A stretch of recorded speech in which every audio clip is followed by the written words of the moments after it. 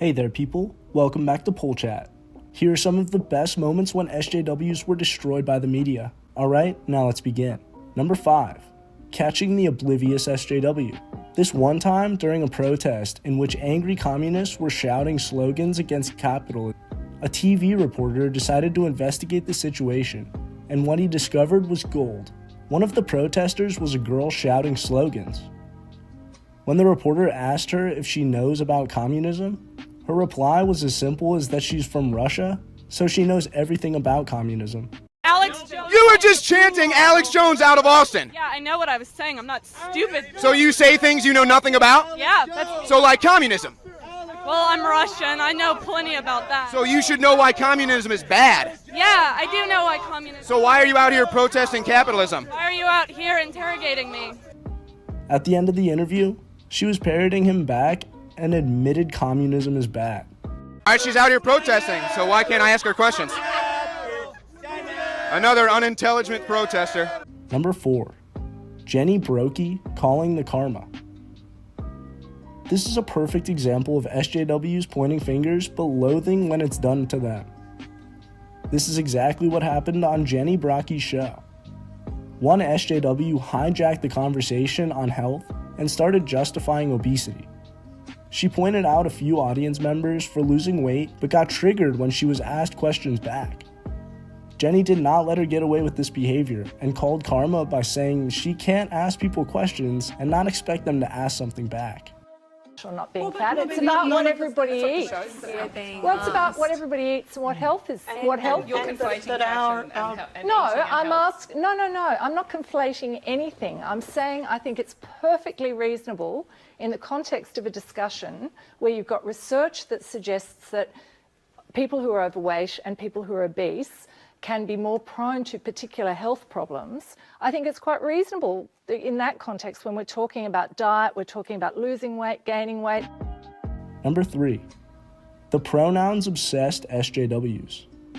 SJWs love to be obsessed with pronouns, but it's hilarious when they can't refute scientific facts. One interviewer was patient and let a group of SJWs explain what they were trying to say about gender spectrum and pronouns.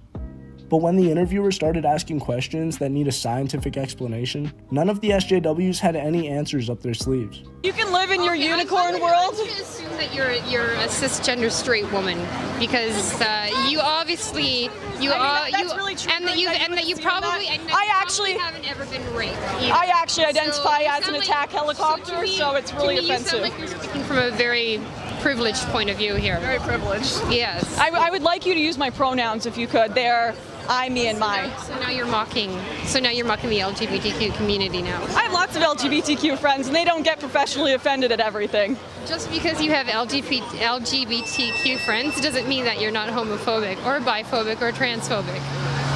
That's like me saying, oh. Number 1. Ben Shapiro slamming the oversmart SJW.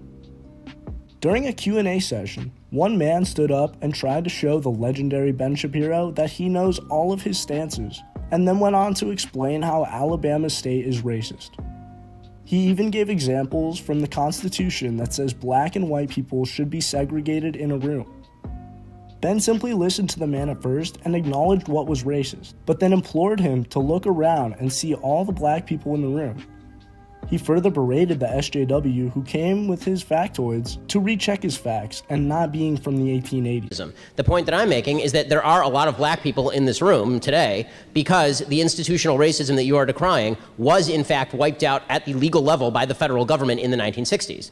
So if you're citing a law from 1873 or 1865, whenever the Constitution embedded segregation, if you're citing that law to prove institutional racism and that law has not been applied for 50 years, you're going to need to do better.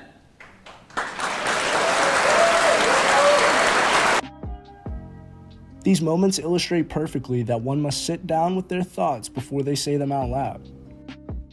Well, this brings us to the end of our video. Hope you guys enjoyed it. If you haven't liked the video yet, it's never too late. Give it a thumbs up, people. We will see you soon in another video.